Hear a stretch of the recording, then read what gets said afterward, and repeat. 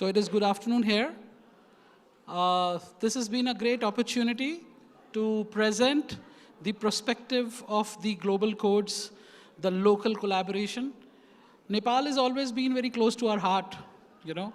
It's been always that we have got that respect, love, affection, warm welcome, and I think that holds good for everybody who visits Nepal, not just India, but anybody who comes to Nepal gets that feeling of warmth, the religion, the culture, and the smile, and I think this is very mutual.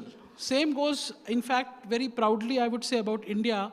Anybody who comes to us, we have open arms, and we feel no difference visiting Nepal.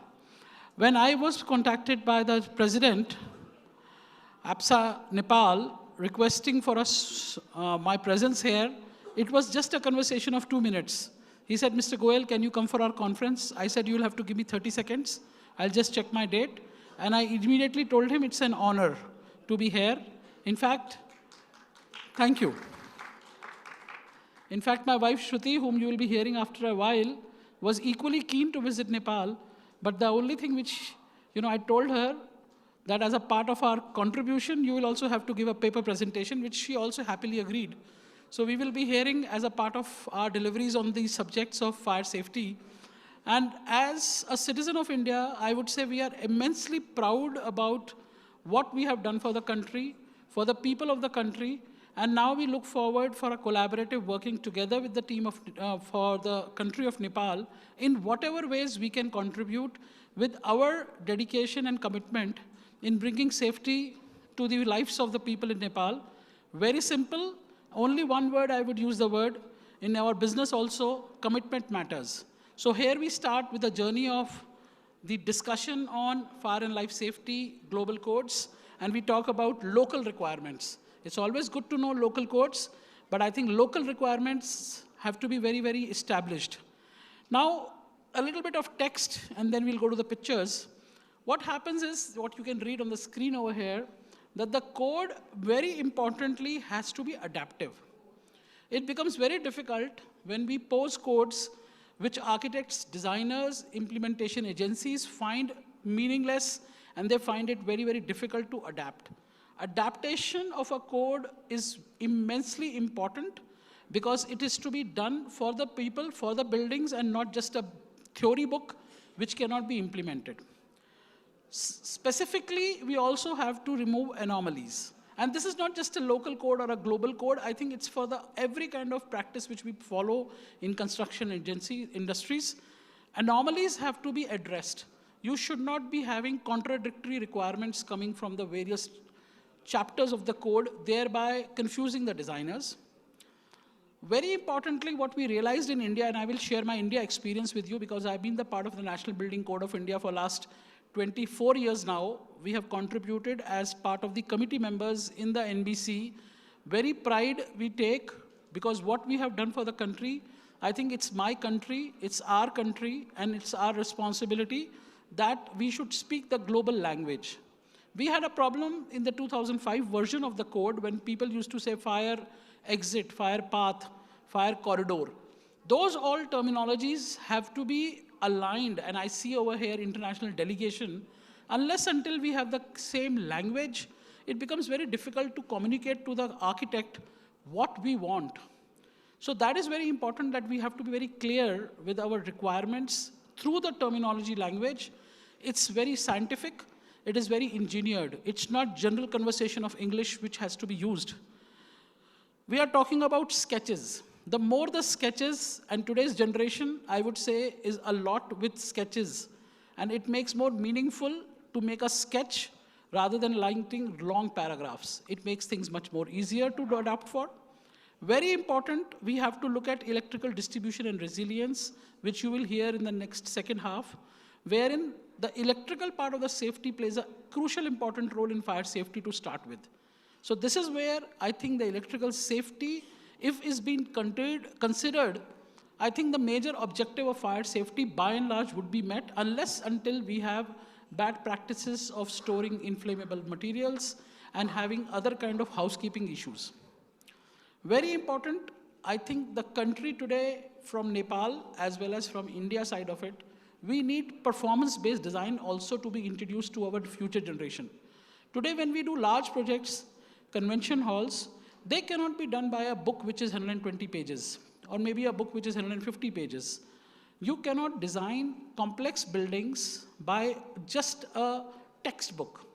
There has to be a knowledge which goes into, and in the presentation further, you would see how the understanding of the code is very important for an architect and designer to ensure that we plan our buildings in a more comprehensive way, or not just a checkbox like a school exam, provided and not provided. We have got fire as a part of basically strategies which are relating to fire prevention. To begin with, fire should be prevented to happen by good practices, good housekeeping, good electrical design. The fire should not occur. That is the whole objective of a good design. Then, thereafter, if the fire occurs, our prime objective obviously remains, and I'm not reading out the text on the slides over there. It is for your reading, and the narration which I'm expressing over here can be co-aligned and understood as a part of our mission of safety. The next objective, what I told you, is life safety. When we talk about life safety, we have to make sure that the people within the spaces are having correct means of exits, and they are able to escape from the situations of fire without harming themselves. Now, I'll give you a very classical example over here. Life safety, we are all very specific about. Now, let's tell you a very simple example, schools. You know, how schools are very, very important for us. Our children are studying there. Our next generation is studying there. You could imagine what kind of a humanity it would be in case we have an accident, let's say in a school. Children who are innocent, if we see them suffering, I think that's the baddest thing what we could see probably, and God save us from any such experiences. Schools, healthcare, hotels, offices, all of them is where our family works. Very importantly, while we spoke about many occupancies here, let's also talk about a very different occupancy which is known as data centers. Data centers do not have many people in it. It's more to do with computers, it's more to do with servers. But imagine if there is a fire in a data center, what kind of a devastation it can have to our data which is being stored in trillions of bytes over there. All of us carry computers. All of us carry now cell phones as well. Cell phones are a little more easier, but computers, you know, how much importance do we give them to our life? You cannot lose your computer. You can still use your wallet. It will have some money in it. But a computer is no go because your data is in it. A data center building has got an occupancy of 30 square meter per person. Hardly any people in the building. But the fire safety part of it now comes under fire protection, fire detection. Those measures have to be very accurate in a DC, in a data center building, because that's where our financial, health, and our archives lie. And any kind of data loss in those kind of buildings can result in a major catastrophe of the operations of the building. Another classical example which is very close to my heart is museums. Museums carry the heritage of a country. Any fire in a museum could also lead to a very loss of heritage properties and archives, and as well as antiques. Now, these are those things which cannot be expressed. So, having said that, whatever the type of the building, life or property, I would say they're somewhat, obviously, life is more important, but property for places like museums, data centers also hold a very, very important aspect of our businesses. Fire protection, additional occupancy-wise requirements.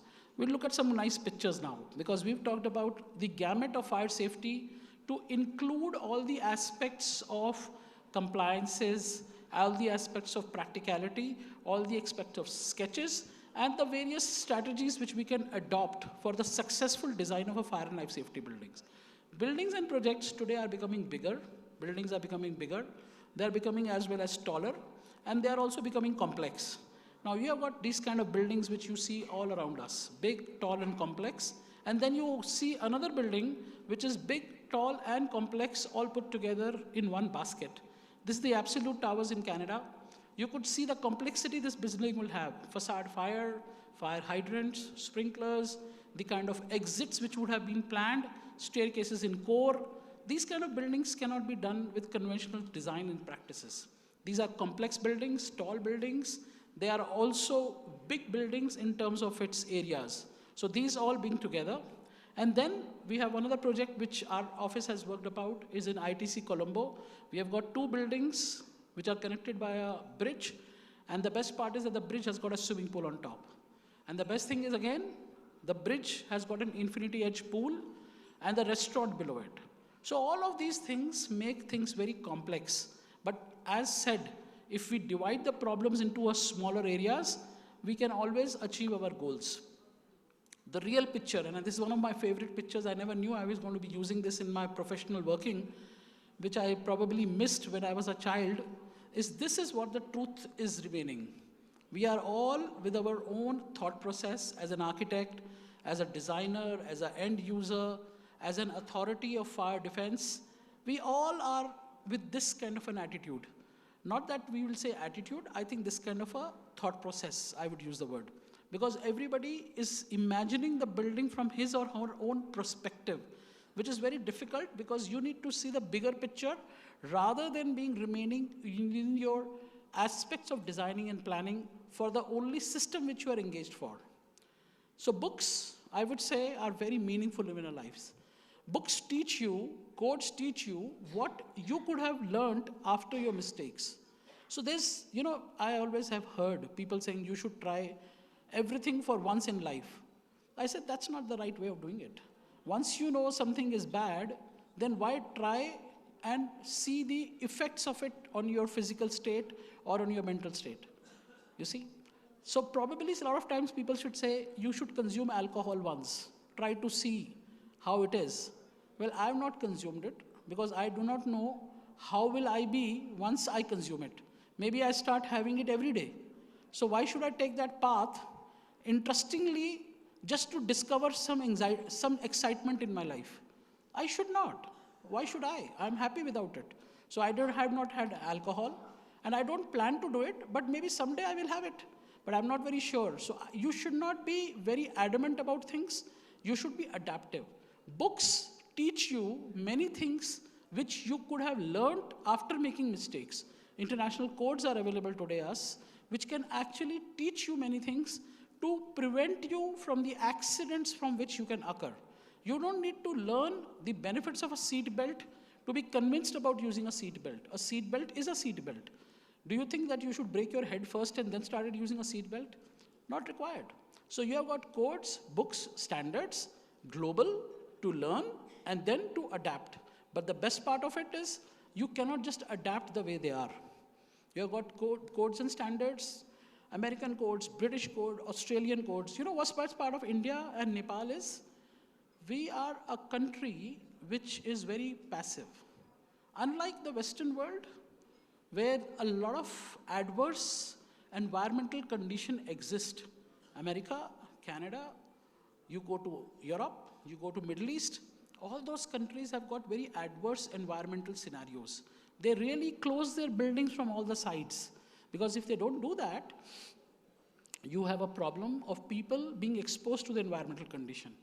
In India, in Nepal, we have got buildings which are naturally ventilated. You enjoy the breeze. The temperatures are very favorable. In Nepal, they are favorable for many months in a year. In India, they are reasonably favorable for many months in a year. We don't do air-conditioned buildings as much as the Western world does. So that way, if you ask me, we are very passive. And with that, whatever is being used in that part of the world may not hold good for us. It's good for them. It may not be good for us. So you cannot really cherry-pick an FPA and try to bring it to Nepal or to India. You have got books to learn, read, but imagine there are books which are tall, super tall, mega tall. Peter Simons is a very dear friend of mine. We keep talking to each other very regularly. But what happens is, the design of a tall, super tall, and mega tall, knowledge is there. So you want to do a building which is 600 meter tall, you have today an advantage to learn how to do it. And I always believed, a lot of times back in my office also, people have opinions. I said, opinion doesn't work, data works. So there will be certain things which you will have to be very sure about the data. Opinion is very good. I think a bigger door.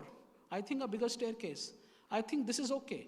Your thinking doesn't help the establishment of facts. The facts have to be driven with data, and that is what you have to do. So since, one of the other things which I always like, the American system always says, in God we trust. But in most part of India and Nepal, they write, but we believe, because we think nothing will go wrong to us. We will always be good, it will never happen to me. And this is where I think we are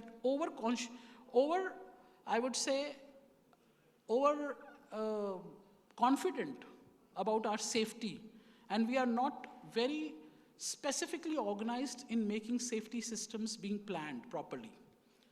Now, I have a quiz over here. Since we're going to be talking about global codes and local codes, I'll just like to spend 2 minutes to see how your attention would be to me. We've been doing this consulting for last 28 years in India, and of course, we did some work in Nepal, we did work something in Sri Lanka, something in Bangladesh, something in Saudi, something in Dubai, something in Doha. We've done all that. So I have a client in India who meets me and tells me that I want you to do the best design for me. I said, fair enough, sir, thank you, we are honored. So he says, Mr. Goel, please follow stringent norms. Whatever is stringent, please follow that norms, because I want to do my building as the best. I have enough money with me. So I have a question over here. You can see this complex table. You can't, for a while, you'll be confused. What is this table all about? So it's got two logos over there. One is an NFPA logo. The other one is an Indian standard logo. So there are two logos to make you things understand. And I'll make two circles. The NFPA logo requires a pressure of 7 bar minimum. What is a 7 bar pressure? The pressure which you have in your hydrant system. The NFPA system says 7 bar is the minimum pressure. The Indian condition says 3.5 bar is the minimum pressure. So both of them are talking about the same things, but as you can see the arrows, they are talking about minimum pressure. So minimum pressure as per NFPA, 6.9, minimum pressure as per Indian standard, 3.5. And I'm doing a project in India, thank you, sir. I'm doing a project in India wherein my client says, I want the best. The best means American code, the best means the Indian code.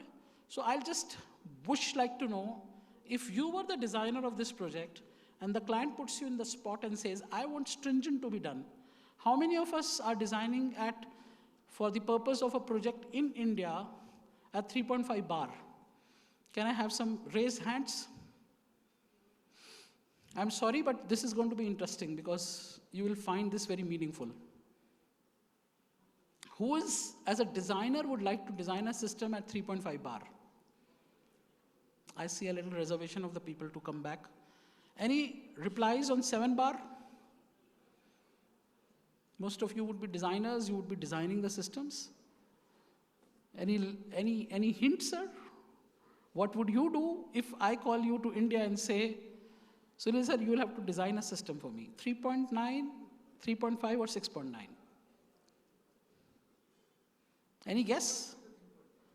You'll do 3.5? You're a brilliant engineer, that's the way it goes about. So a lot of times, we think an American system, thank you, sir, and we didn't talk about it. So I'm just saying, we talked about a system which is to be designed in India on both of these numbers which are available. But the fact remains, most of us would look at an American system to be more suited because it's more stringent. But what happens if you design at 6.9 bar, this is what you will have. The problem remains that the people who are operating the system are accustomed to operate the system designed as per local norms. If we start designing the systems as per international norms, you have a problem of operations in all aspects. So if we are talking about Nepal, we are talking about India, we'll have to be careful about adopting the Indian or the Nepalese code based for the practices which people locally would be aware about. Having the systems designed for the purpose of following some international code will not give us the advantage of higher level of safety. And the problem would be that you are not accustomed to use those systems which are designed as per global standards. So this is where the challenge comes. And as very rightly said by the president, he will do it at 3.5 bar, because if he doesn't do that, this is the kind of result which you will see. happening. So as an advisors, we will have to do it as per the local practices. A lot of times, perception and reality I've always faced that people, we talk about buildings which are high rises, and people would think that they are in one of the buildings, and I pose a lot of these questions to my audience, hoping that they will be taking up this matter with their families to be informing them. But today we have lesser of time and lesser of opportunities to interact. If you think that you are a Superman and you will be able to live in a situation which is the building is on fire, the reality remains that you are a very ordinary human being. You are not a Superman, you only think about it as that, but it's not the case. So if you are a very ordinary human being and there is a fire in the building, a lot of times, we pose a question, what do you do in that case?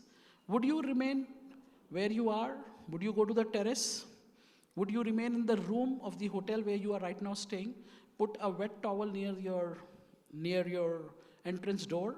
Or you will go into the balcony of your hotel or the home where you're living in? What exactly would you do? How many of us would have clarity? Most of us would have clarity. I don't want to really pose this question to the audience over here because we do understand. But the problem remains, as a society, our awareness about what to do is highly missing.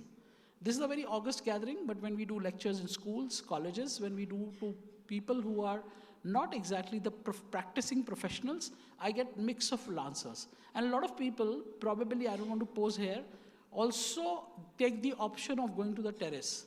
And I've always maintained that who is going to the terrace, balcony, or the rooms, the people who are going to the terrace is actually going to the God more sooner. Because you are able to be going away to the God as you go to the terrace. The problem remains is that we have to understand that the exits always have to go to the assembly point down below. So what exactly happens? The assembly point remains on the ground floor.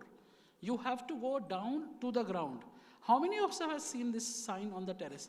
The problem, sir, remains is education, codes, standards. There are many, many things. It teaches you. But where does it teach you the real methodology in case of fire, the human psychology? How many of us would have children who would be visiting one of the malls and will be aware that in case of fire, they have to go to the ground? Probably they would imagine themselves and they would follow the footsteps of the persons and follow them to the terrace. Taking them to the terrace, of course, and has a high level of vulnerability, wherein you have the problems of going away, far away from the ground. So this is where the problem comes. Now, you look at the global perspective and you look at the local perspective. In the British standards, the risk profiling is based upon the category of people, how they are situated in a building. This is a little interesting. It talks about characteristics A, B, C, D, E. Now, A group is the people who are awake and familiar within the building. These are office. Now, office occupancies are the least risk. They operate during hours, day hours. They are aware where the exits are. The fire load is much lesser. Occupancy B, who are awake and unfamiliar. Exhibitions, shops, assembly buildings, so and so forth. So the British Standard 9999 classifies the risk categorization based upon the people. Now, as a country, you can choose how you want to do a risk profiling of buildings within your country, because you have a slate on which you can write new and modern technologies. This is one way of doing it, where occupancy characterization is provided for the purpose of the risk which is there for these occupants, and then you provide supplementary requirements for catering to the risk profiling, what you are seeing over here. In India, we have got risk profiling which is done on the occupancy typology. Group A, Group B, Group C, Group D, and just imagine one thing very importantly, there is no Group I. In India, when we have a Roman numeral I or L, we do not, when we have an alphabet I or L, it is not being used in the codes because it is getting confused with other symbols. So after H, you see J. So a lot of times, people say, where there is a spelling mistake, there's a typographical error, you have missed I. The I is not missed. The I and L is not used in the code as a part of nomenclature because they can create confusions when you are explaining the codes. So as you can see, that was a small insight how you go about. It's the same thing as with shall and should. how many of us would look at the legal aspects of shall and should in global perspective of writing in a code? Now, these are all legalities with which clarity is required when you are developing the code of the country, because it's not just English language. It is a legal language where shall and should have got different meanings when they are used in the purpose of writing the code. So India, we have got ABCD. British, we have got occupancy risk categorization. We have the knowledge to understand what we think we would be looking at as part of our practices. In India, based upon the height of the building, based upon the FAR of the building, most of the architects would know, FAR is driving the construction typology. Whereas American code will drive the construction typology based upon the height of the building. My reason to be coming here and sharing my thoughts with you is that one has to distinguish the aspects of approach in, let's say, a country like India and let's say a British code or an American code. How they are different and what should be the best strategies to look at adopting which way. Now, I'm not very convinced of having an FAR-based construction typology. You've got type 1, type 2, type 3 in India. You have got, in American system, you have got 442, 332, 222, 111. Now, all these digits are giving you the requirements for slabs and columns. So you have to look into the best way in which, if the building height is going taller, like in case of an American system, if the columns are going more than, building is going more than 128 meters, the column strength has to change from 3 hours to 4 hours. The reason is that you want the building to be stable and not to fall in case the height of the building, because if the height of the building is higher and you are using columns which are with lesser fire rating, you have a collapse chance of the building, which will create more devastation. So therefore, with increase in height of the building, the column strength has to upgrade. Now, this is where one has to see, when we are doing construction in Nepal, when we are doing projects over here, how you are providing the fire rating of the structural elements. This is to be established very clearly. Similarly, if you really see a comparison over here, these are the best buildings in the world, and see how their columns and their floors are being designed for. Sears Tower has got a column of 3 hours. You have got Burj Khalifa, a column of 3 hours, floors of 2 hours. Different columns, different buildings, different requirements, different aspects of sizing. Now, what has been done, let's say in these buildings, could not be that they are the only right way of doing it. It could be that they have done it the wrong. We have to revisit and reanalyze that maybe this building which was done in those days requires a re-look into the codes because of certain issues which could have compromised the safety of the building. The real picture remains like this. You have got air conditioners kept in the refuge areas. This is what happens. Where do people go and stand? You have got an electrical panel in the staircase. So if people are using the staircase to come out of the building, this electrical panel will ignite. Can you just tell me the time, ma'am, to wrap up? How much time is left now? Okay, ma'am. I'll try to do faster. So staircases are the principal way with which you can exit. If you have an electrical panel in a staircase, imagine the panel is on fire, your highway is choked. Now, where do you actually do that? The fear of the unknown. I took this picture in Calcutta in one of the malls in India. The people over there have provided a valve behind a sprinkler. Now, there is nothing written like this in the code. And he says, sir, it is not written in the code, so we have done this because we are afraid the sprinkler will work. Now, I asked him, how many times have you seen on a WhatsApp message a sprinkler which is busted and is falling on the head of the people when they're shopping? My dear friend, I'll give you a statistics. 1 in 16 million sprinkler will work. 1 in 16 million. There is a possibility that the sprinkler in this hall will start dripping water, unless until there is fire. Without an apparent, you break the sprinkler, you have a fire, you create circumstances for the sprinkler to work. It works. But otherwise, it stands like a soldier with a gun in the hand, without saying a word. For the entire life, you install the sprinkler. This building could be as good as I've come over here, as good as 27 years ago. I do not know how old the hotel would be. I am not aware of that. But the sprinkler system in this has never worked. In last 28 years, even once without fire, if there is a fire, the sprinkler will work. And you are so much afraid that the sprinkler over here, we are having a conference of Apsa and sprinkler starts falling and water starts falling and all your conference is gone for a toss. It has never happened in 29 years. 1 in 16 million. So it will never happen at an airport, at a mall, at a hotel or a hospital. It never happens. There is a fire, it will function. So the fear is what it is. The real picture, this is the Bangalore airport and there's nothing bad about it because this is my country, I need to be sure. This sprinkler is going to work like a garden hose, if it works.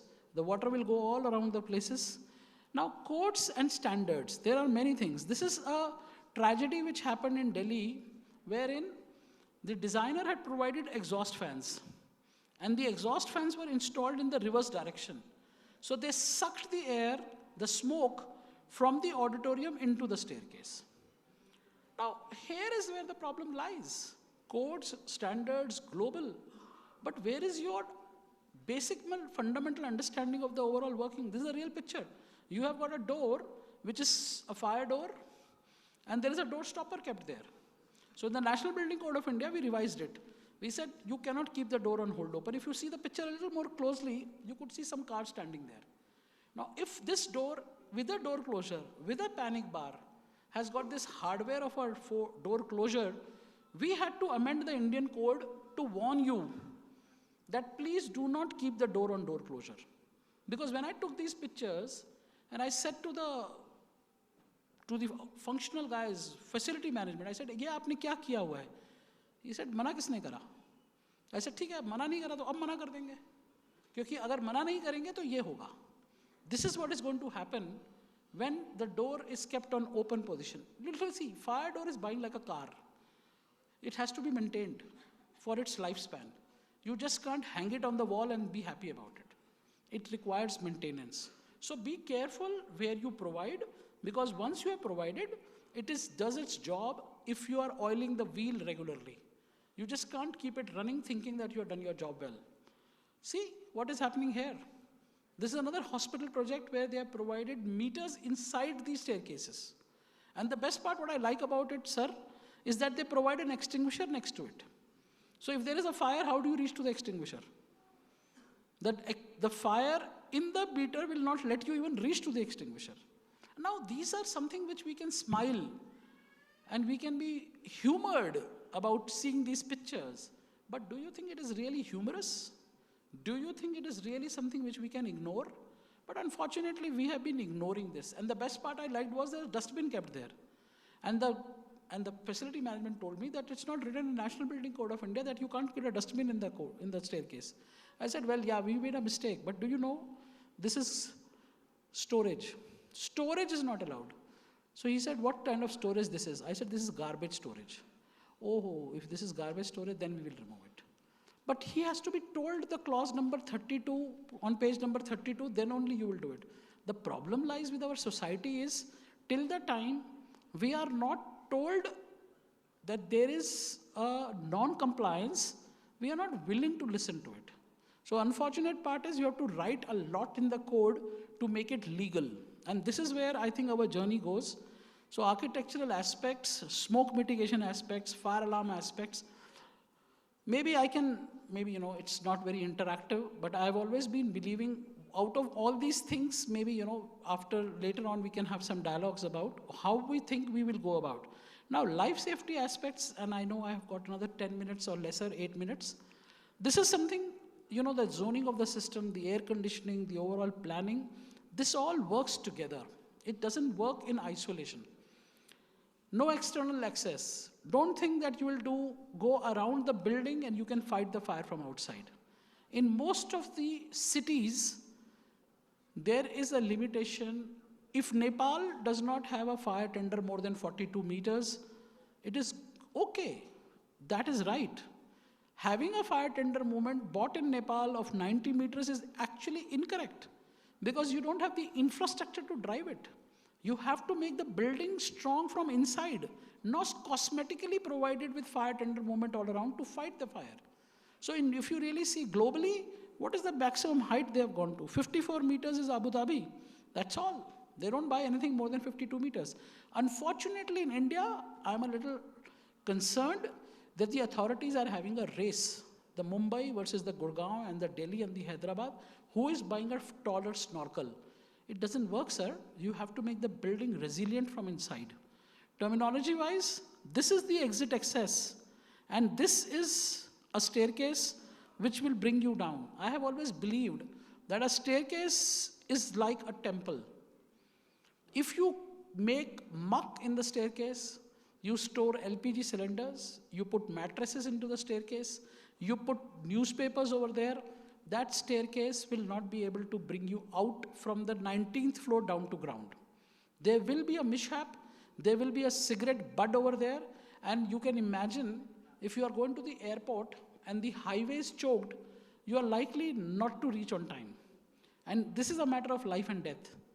How many times we have been careful about maintaining the hygiene of the staircase? Staircases are dump yards, but I have always believed, consider a staircase like a temple. Temples have to be kept clean. That's the place where the God lives. And this staircase is the one which will bring us down.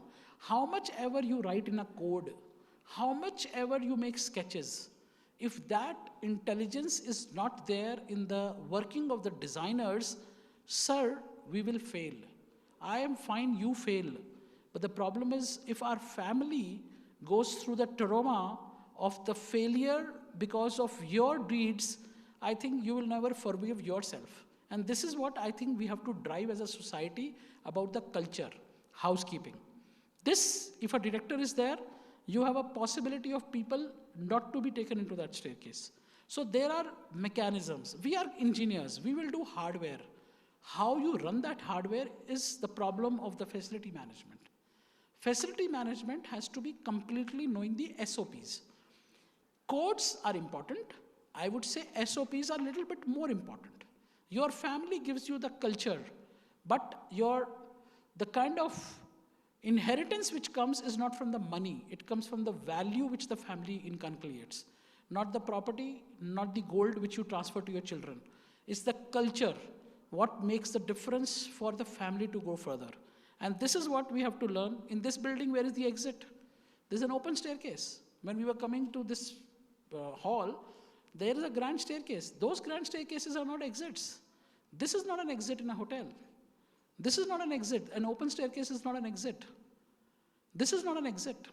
These are not exits. They are only means and ways to go up and down. Exits are which are closed, which are pressurized, with a panic bar on it. Those are exits. How many buildings we are clear about? Measurement of travel distance. Many times architects will make circles. That doesn't work. You have to measure the travel distances correctly. It's not written in the National Building Code of India. How much will the code write? So, one last thing and we'll be done in the next 5 minutes. I've always been listening, people die because of smoke. So people used to be dying because of corona. So what should be done? So that people don't die because of corona, there has to be some magic. So what is the magic we will do so that people don't die because of smoke? Can I get just 1 or 2 inputs over here so that we can make it more interesting? What should you do so that people do not die because of smoke in a building? Any ideas, any guesses? Okay, madam, nice. Thank you, ma'am. You started with the conversation. So madam has said, go down and try to avoid breathing smoke. Right. Any further inputs? Non-inflammable materials, that's another one. One more and we'll tell you the answer. One more input, please.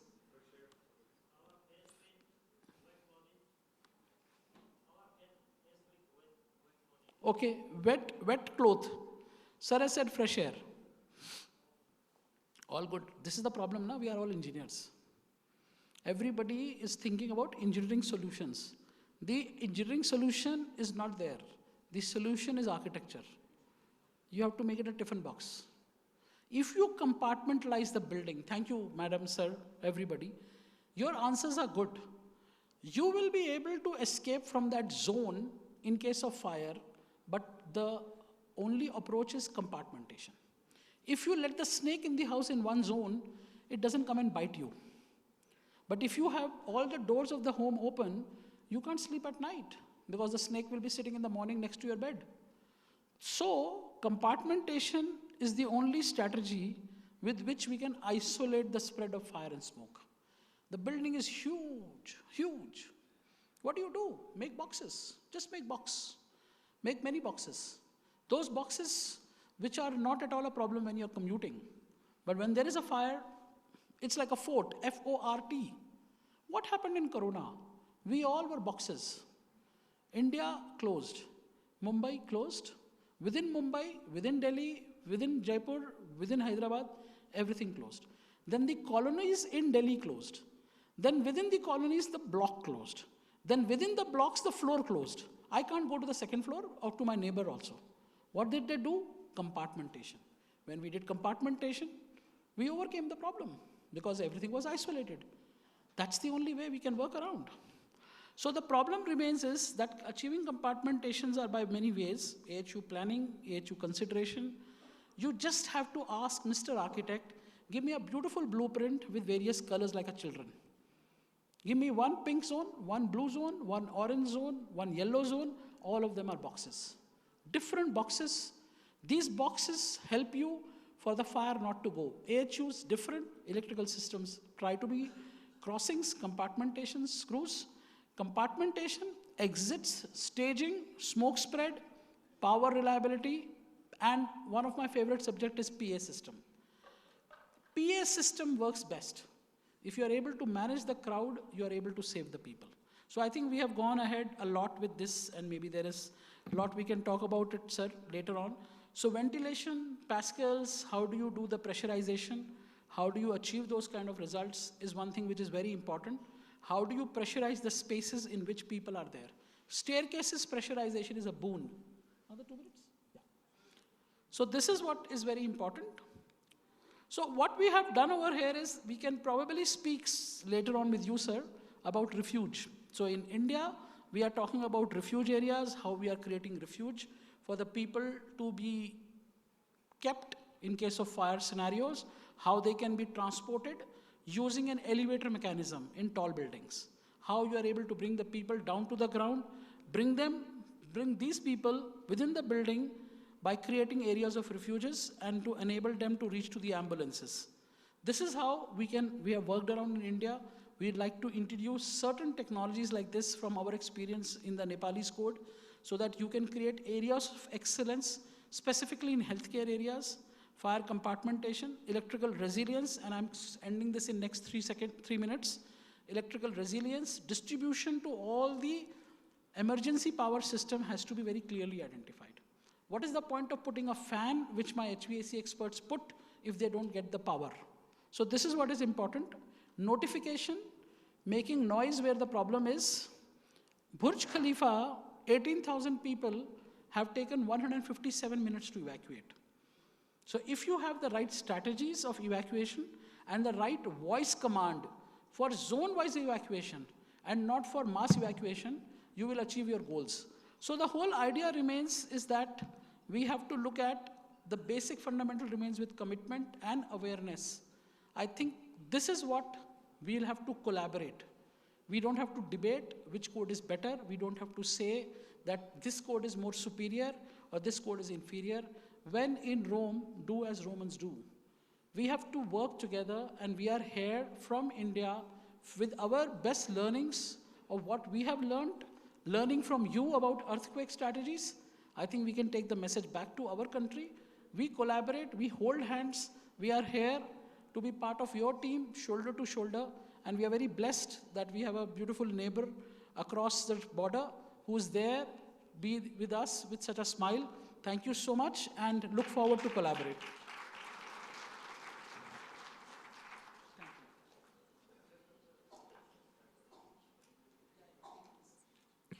Thank you, Mr. Goel. Is there any question for him? If there is any question for him, you can ask. He would be happy enough to answer your questions. I hope so. Okay, so one hand rose there. Do we have extra microphone or don't we?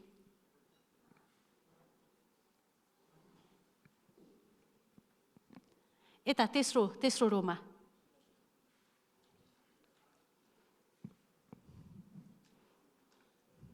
I request you all to keep your question as possible as short so that like we can finish it on time.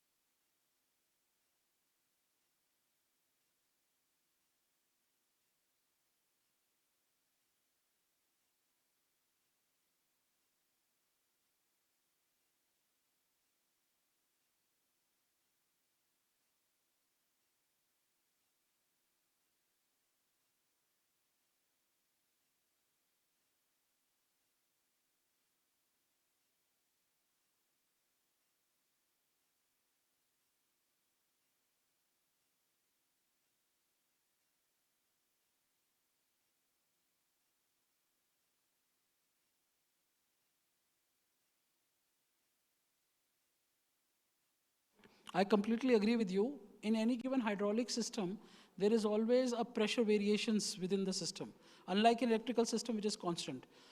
So the Indian code prescribes the pressure not to go more than 7 bar. So we have got pressure control landing valves, which you can set to reduce the pressure for spaces where pressures have gone up.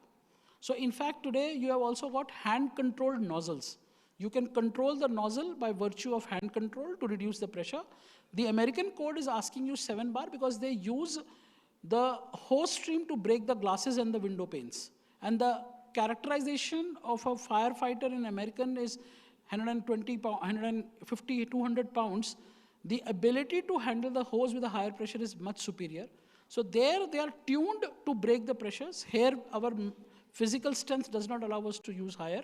So we control the pressure by PRVs, and we also got hand control mechanisms to reduce the pressure. Floor-wise pressure should be 7 kg only. Yeah, you can adjust the pressures, and you can bring down the pressure even in the basement to an acceptable limits. Okay, thank you. Thank you, sir.